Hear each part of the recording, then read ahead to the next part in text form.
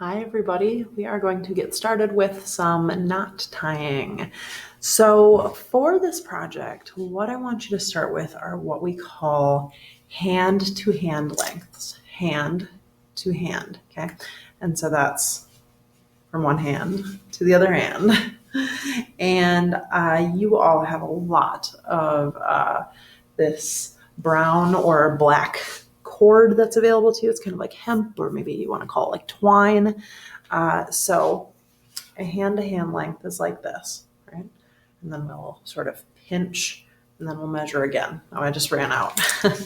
If you are here in class with me, I've given you a little board with the twine wrapped around it. So that will help keep it from winding up tangled all over the place. So you'll measure out,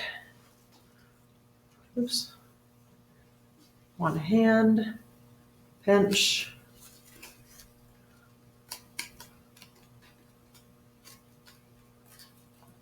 and pull again, right? And then that's where we'll cut. We need two different lengths that are one hand-to-hand length. So I know I just cut this double long piece of string and now it's already getting tangled on me. So I measured out two hand-to-hand lengths. Now it's one really, really long piece. What I need to do is match up the edges. So I'm going to find the two end pieces and then find the middle. And now I folded this in half, and this is sort of the part of the loop I really want. What I can do to make sure that doesn't get lost is just take a little bit of tape and do something like this and then stick it to the table so that also it doesn't get dropped or lost in that sense. Then I'm going to do the same thing again. And you should have extra here after you've done this. There's one.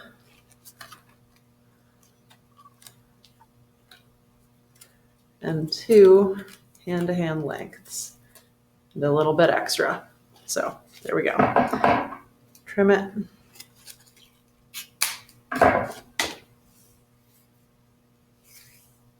Oops. Ah!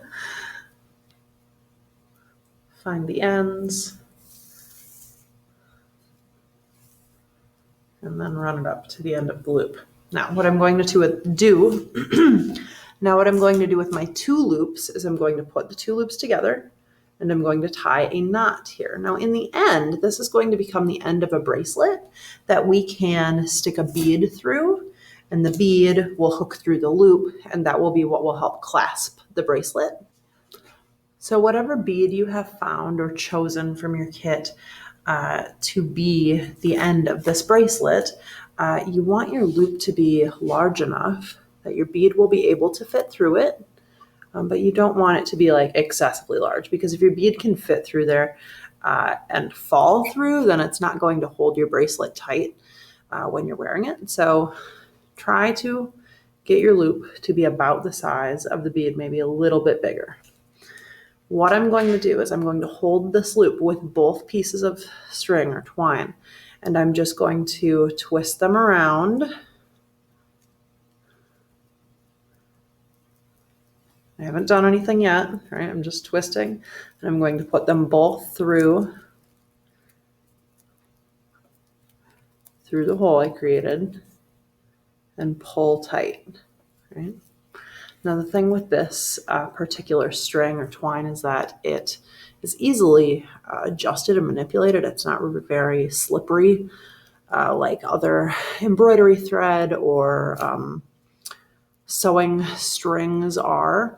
So even if you don't quite get the knot where you want to, you should easily be able to loosen this up and kind of adjust or make the loop bigger or smaller based on that. So that's what you're going to start with. Now, so double check that your bead will fit through there, because you do need it to fit through, but you don't want it to be falling through, right?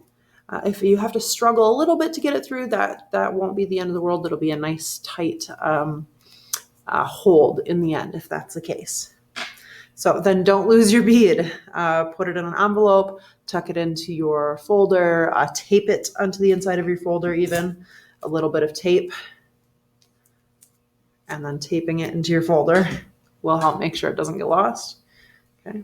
And then what we're going to do with this is we're going to tape the loop down to the table as well, or onto your chair that is on top of your desk. If we lift the chair up and put it up here where my camera's sitting right now, we can tape it onto there.